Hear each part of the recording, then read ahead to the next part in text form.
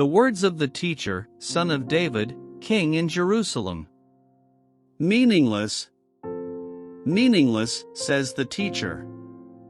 Utterly meaningless. Everything is meaningless. What do people gain from all their labors at which they toil under the sun? Generations come and generations go, but the earth remains forever. The sun rises and the sun sets, and hurries back to where it rises. The wind blows to the south and turns to the north, round and round it goes, ever returning on its course. All streams flow into the sea, yet the sea is never full. To the place the streams come from, there they return again.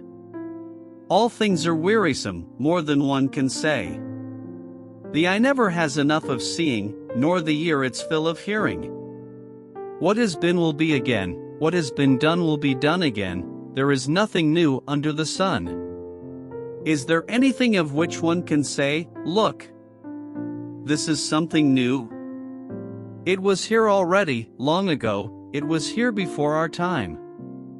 No one remembers the former generations, and even those yet to come will not be remembered by those who follow them.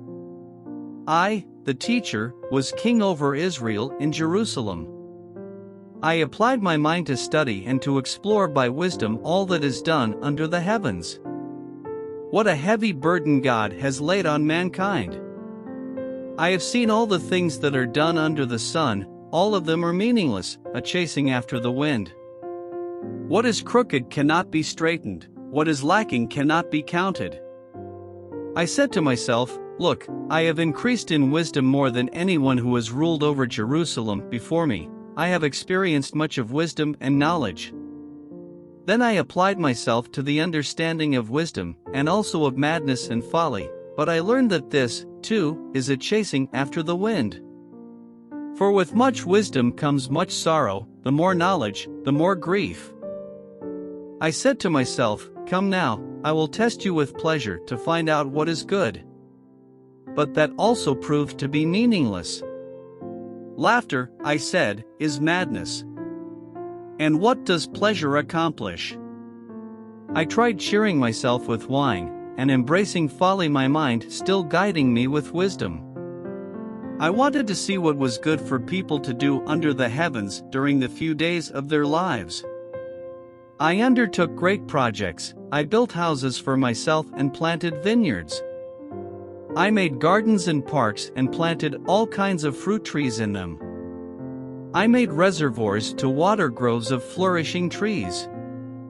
I bought male and female slaves and had other slaves who were born in my house. I also owned more herds and flocks than anyone in Jerusalem before me. I amassed silver and gold for myself, and the treasure of kings and provinces. I acquired male and female singers, and a harem as well, the delights of a man's heart. I became greater by far than anyone in Jerusalem before me. In all this my wisdom stayed with me. I denied myself nothing my eyes desired, I refused my heart no pleasure. My heart took delight in all my labor, and this was the reward for all my toil. 11 Yet when I surveyed all that my hands had done and what I had toiled to achieve, everything was meaningless, a chasing after the wind, nothing was gained under the sun. Then I turned my thoughts to consider wisdom, and also madness and folly. What more can the king's successor do than what has already been done? I saw that wisdom is better than folly, just as light is better than darkness. The wise have eyes in their heads, while the fool walks in the darkness, but I came to realize that the same fate overtakes them both. Then I said to myself, the fate of the fool will overtake me also. What then do I gain by being wise? I said to myself, this too is meaningless. For the wise, like the fool, will not be long remembered, the days have already come when both have been forgotten. Like the fool, the wise too must die. So I hated life, because the work that is done under the sun was grievous to me. All of it is meaningless, a chasing after the wind. I hated all the things I had toiled for under the sun, because I must leave them to the one who comes after me. And who knows whether that person will be wise or foolish? Yet they will have control over all the fruit of my toil into which I have poured my effort and skill under the sun. This too is meaningless. So my heart began to despair over all my toilsome labor under the sun. For a person may labor with wisdom, knowledge, and skill, and then they must leave all they own to another who has not toiled for it. This too is meaningless and a great misfortune. What do people get for all the toil and anxious striving with which they labor under the sun? All their days their work is grief and pain, even at night their minds do not rest. This too is meaningless. A person can do nothing better than to eat and drink and find satisfaction in their own toil. This too, I see, is from the hand of God. For without Him, who can eat or find enjoyment? To the person who pleases Him, God gives wisdom, knowledge, and happiness, but to the sinner He gives the task of gathering and storing up wealth to hand it over to the one who pleases God. This too is meaningless, a chasing after the wind. There is a time for everything, and a season for every activity under the heavens. A time to be born and a time to die, a time to plant and a time to uproot. A time to kill and a time to heal, a time to tear down and a time to build. A time to weep and a time to laugh, a time to mourn and a time to dance. A time to scatter stones and a time to gather them, a time to embrace and a time to refrain from embracing. A time to search and a time to give up, a time to keep and a time to throw away. A time to tear and a time to mend, a time to be silent and a time to speak. A time to love and a time to hate, a time for war and a time for peace. What do workers gain from their toil? I have seen the burden God has laid on the human race. He has made everything beautiful in its time. He has also set eternity in the human heart, yet no one can fathom what God has done from beginning to end. I know that there is nothing better for people than to be happy and to do good while they live. That each of them may eat and drink, and find satisfaction in all their toil. This is the gift of God. I know that everything God does will endure forever, nothing can be added to it and nothing taken from it. God does it so that people will fear Him. Whatever is has already been, and what will be has been before, and God will call the past to account. And I saw something else under the sun, in the place of judgment wickedness was there, in the place of justice wickedness was there. I said to myself, God will bring into judgment both the righteous and the wicked, for there will be a time for every activity, a time to judge every deed. I also said to myself, as for humans, God tests them so that they may see that they are like the animals. Surely the fate of human beings is like that of the animals, the same fate awaits them both, as one dies, so dies the other. All have the same breath, humans have no advantage over animals. Everything is meaningless. All go to the same place, all come from dust, and to dust all return. Who knows if the human spirit rises upward and if the spirit of the animal goes down into the earth? So I saw that there is nothing better for a person than to enjoy their work, because that is their lot. For who can bring them to see what will happen after them? Again I looked and saw all the oppression that was taking place under the sun. I saw the tears of the oppressed and they have no comforter. Power was on the side of their oppressors and they have no comforter. And I declared that the dead, who had already died, are happier than the living, who are still alive. But better than both is the one who has never been born, who has not seen the evil that is done under the sun. And I saw that all toil and all achievement spring from one person's envy of another. This too is meaningless, a chasing after the wind. Fools fold their hands and ruin themselves. Better one handful with tranquility than two handfuls with toil and chasing after the wind. Again I saw something meaningless under the sun. There was a man all alone, he had neither son nor brother. There was no end to his toil, yet his eyes were not content with his wealth. For whom am I toiling, he asked, and why am I depriving myself of enjoyment? This too is meaningless, a miserable business.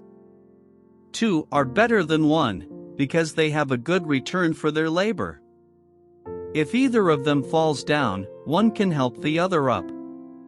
But pity anyone who falls and has no one to help them up. Also, if two lie down together, they will keep warm. But how can one keep warm alone? Though one may be overpowered, two can defend themselves. A cord of 3 strands is not quickly broken. Better a poor but wise youth than an old but foolish king who no longer knows how to heed a warning. The youth may have come from prison to the kingship, or he may have been born in poverty within his kingdom. I saw that all who lived and walked under the sun followed the youth, the king's successor. There was no end to all the people who were before them. But those who came later were not pleased with the successor. This too is meaningless, a chasing after the wind. Guard your steps when you go to the house of God. Go near to listen rather than to offer the sacrifice of fools, who do not know that they do wrong. Do not be quick with your mouth, do not be hasty in your heart to utter anything before God. God is in heaven and you are on earth, so let your words be few. A dream comes when there are many cares, and many words mark the speech of a fool. When you make a vow to God, do not delay to fulfill it. He has no pleasure in fools, fulfill your vow. It is better not to make a vow than to make one and not fulfill it. Do not let your mouth lead you into sin.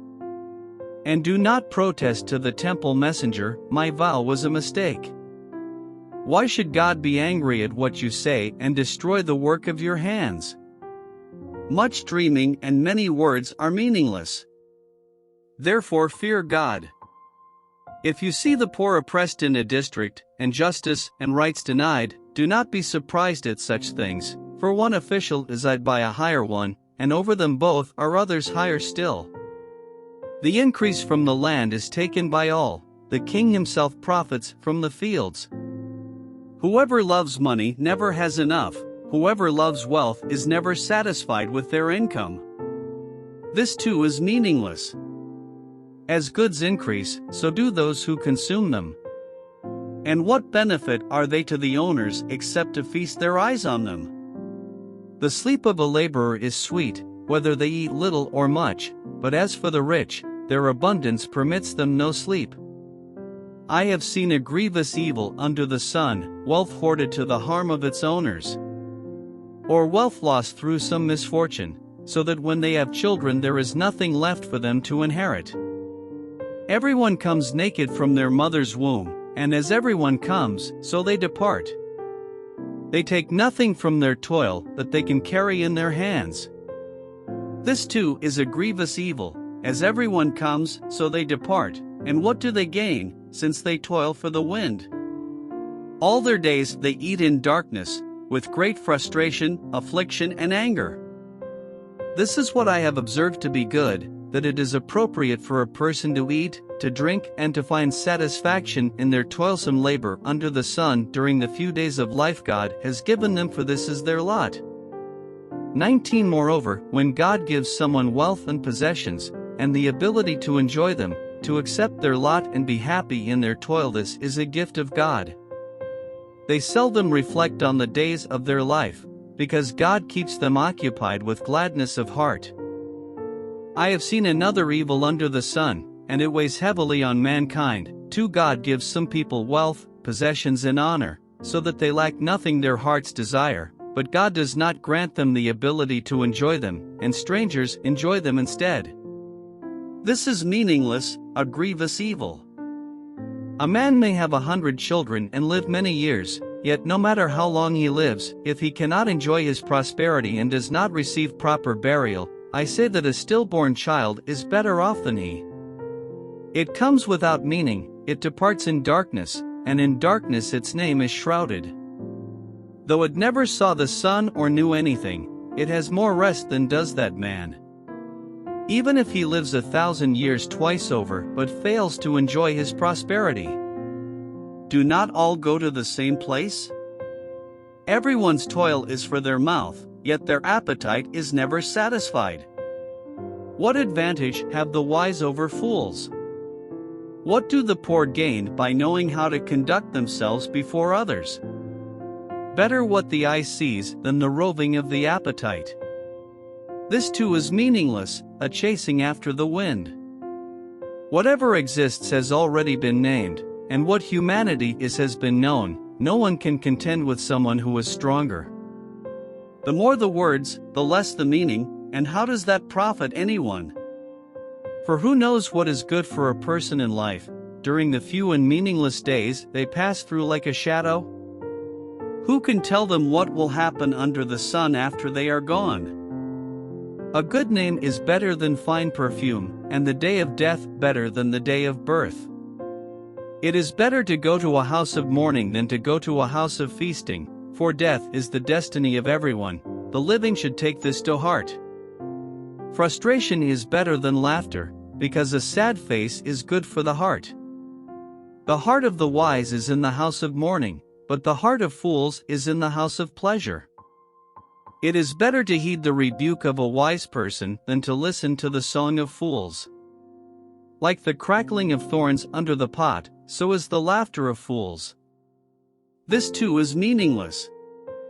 Extortion turns a wise person into a fool, and a bribe corrupts the heart. 8. The end of a matter is better than its beginning, and patience is better than pride. Do not be quickly provoked in your spirit, for anger resides in the lap of fools. Do not say, "Why were the old days better than these?" For it is not wise to ask such questions. Wisdom, like an inheritance, is a good thing and benefits those who see the sun. Wisdom is a shelter as money is a shelter, but the advantage of knowledge is this: wisdom preserves those who have it. Consider what God has done. Who can straighten what he has made crooked? When times are good, be happy, but when times are bad, consider this: God has made the one as well as the other. Therefore, no one can discover anything about their future. In this meaningless life of mine I have seen both of these, the righteous perishing in their righteousness, and the wicked living long in their wickedness. Do not be over-righteous, neither be over-wise. Why destroy yourself? Do not be over-wicked, and do not be a fool. Why die before your time? It is good to grasp the one and not let go of the other. Whoever fears God will avoid all extremes. Wisdom makes one wise person more powerful than 10 rulers in a city. Indeed, there is no one on earth who is righteous, no one who does what is right and never sins. Do not pay attention to every word people say, or you may hear your servant cursing you. For you know in your heart that many times you yourself have cursed others. All this I tested by wisdom, and I said, I am determined to be wise, but this was beyond me. Whatever exists is far off and most profound. Who can discover it? So I turned my mind to understand, to investigate, and to search out wisdom and the scheme of things, and to understand the stupidity of wickedness and the madness of folly. I find more bitter than death the woman who is a snare, whose heart is a trap, and whose hands are chains. The man who pleases God will escape her, but the sinner she will ensnare. Look, says the teacher, this is what I have discovered, adding one thing to another to discover the scheme of things. While I was still searching but not finding, I found one upright man among 1,000, but not one upright woman among them all. This only have I found: God created mankind upright, but they have gone in search of many schemes. Who is like the wise? Who knows the explanation of things? A person's wisdom brightens their face and changes its hard appearance. Obey the king's command, I say, because you took an oath before God. Do not be in a hurry to leave the king's presence. Do not stand up for a bad cause, for he will do whatever he pleases. Since a king's word is supreme, who can say to him, "What are you doing?" Whoever obeys his command will come to no harm, and the wise heart will know the proper time and procedure. For there is a proper time and procedure for every matter, though a person may be weighed down by misery. Since no one knows the future, who can tell someone else what is to come? As no one has power over the wind to contain it, so no one has power over the time of their death. As no one is discharged in time of war, so wickedness will not release those who practice it. All this I saw, as I applied my mind to everything done under the sun. There is a time when a man lords it over others to his own hurt. Then too, I saw the wicked buried those who used to come and go from the holy place and receive praise in the city where they did this. This too is meaningless. When the sentence for a crime is not quickly carried out, people's hearts are filled with schemes to do wrong. Although a wicked person who commits 100 crimes may live a long time, I know that it will go better with those who fear God, who are reverent before Him. Yet because the wicked do not fear God, it will not go well with them, and their days will not lengthen like a shadow. There is something else meaningless that occurs on earth: the righteous who get what the wicked deserve, and the wicked who get what the righteous deserve. This too, I say, is meaningless. So I commend the enjoyment of life, because there is nothing better for a person under the sun than to eat and drink and be glad. Then joy will accompany them in their toil all the days of the life God has given them under the sun. When I applied my mind to know wisdom and to observe the labor that is done on earth, people getting no sleep day or night, then I saw all that God has done. No one can comprehend what goes on under the sun. Despite all their efforts to search it out, no one can discover its meaning. Even if the wise claim they know, they cannot really comprehend it. So I reflected on all this and concluded that the righteous and the wise and what they do are in God's hands, but no one knows whether love or hate awaits them.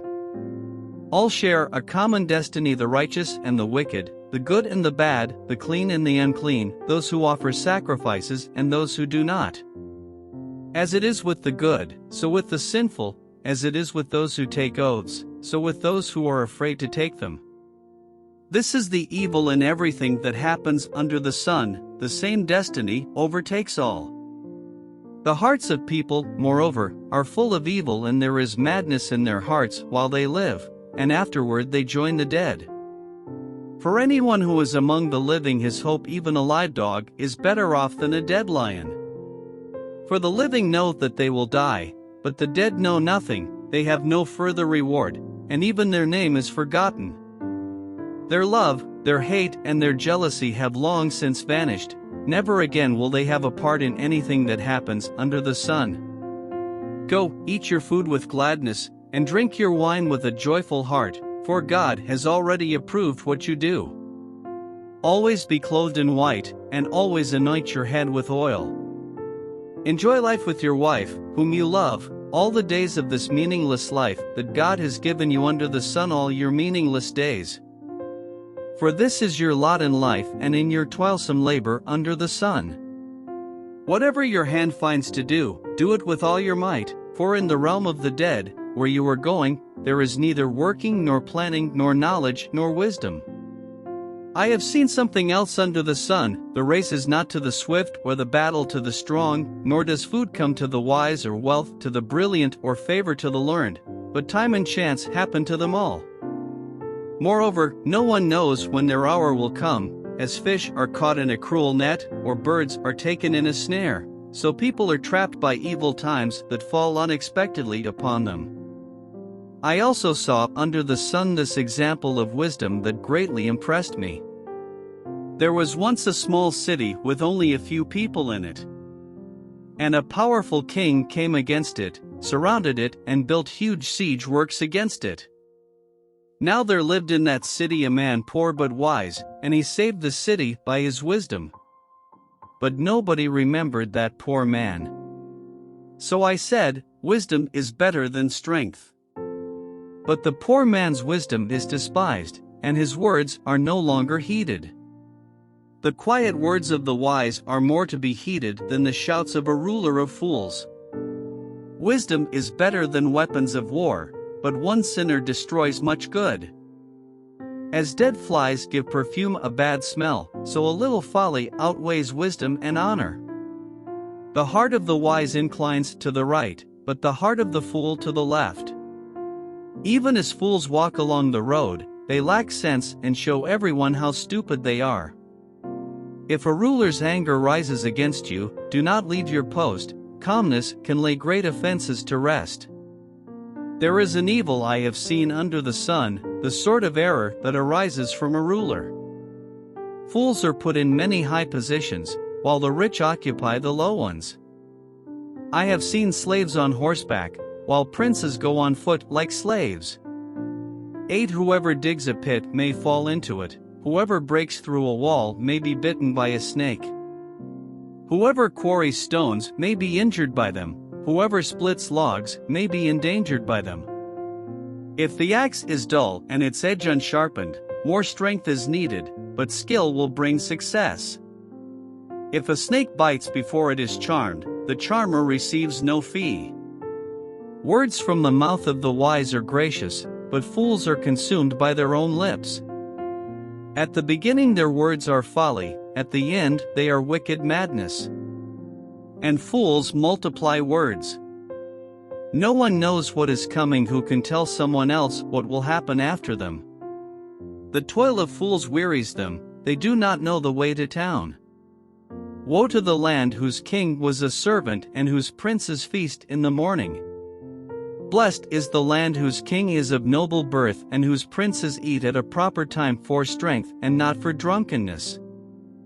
Through laziness, the rafters sag, because of idle hands, the house leaks. A feast is made for laughter, wine makes life merry, and money is the answer for everything. Do not revile the king even in your thoughts, or curse the rich in your bedroom, because a bird in the sky may carry your words, and a bird on the wing may report what you say. Ship your grain across the sea, after many days you may receive a return. Invest in 7 ventures, yes, in 8, you do not know what disaster may come upon the land. If clouds are full of water, they pour rain on the earth. Whether a tree falls to the south or to the north, in the place where it falls, there it will lie.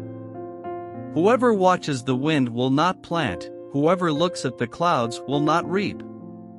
As you do not know the path of the wind, or how the body is formed in a mother's womb, so you cannot understand the work of God, the maker of all things. Sow your seed in the morning, and at evening let your hands not be idle, for you do not know which will succeed, whether this or that, or whether both will do equally well.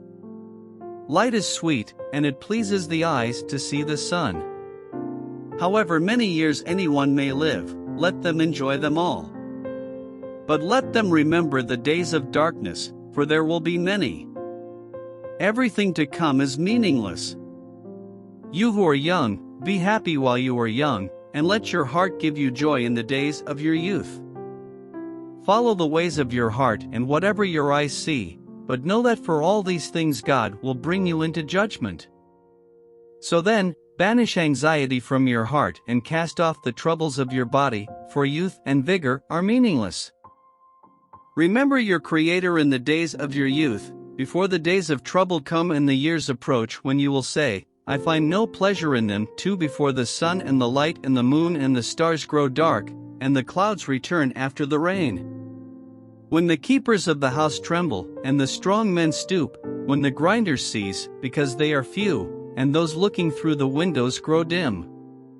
When the doors to the street are closed and the sound of grinding fades, when people rise up at the sound of birds, but all their songs grow faint. When people are afraid of heights and of dangers in the streets, when the almond tree blossoms and the grasshopper drags itself along and desire no longer is stirred. Then people go to their eternal home and mourners go about the streets. Remember him before the silver cord is severed, and the golden bowl is broken, before the pitcher is shattered at the spring, and the wheel broken at the well. And the dust returns to the ground it came from, and the spirit returns to God who gave it. Meaningless. Meaningless, says the teacher. Everything is meaningless. Not only was the teacher wise, but he also imparted knowledge to the people. He pondered and searched out and set in order many proverbs. The teacher searched to find just the right words, and what he wrote was upright and true. The words of the wise are like goads, their collected sayings like firmly embedded nails given by one shepherd. Be warned, my son, of anything in addition to them. Of making many books there is no end, and much study wearies the body. Now all has been heard, here is the conclusion of the matter: fear God and keep his commandments, for this is the duty of all mankind. For God will bring every deed into judgment, including every hidden thing, whether it is good or evil.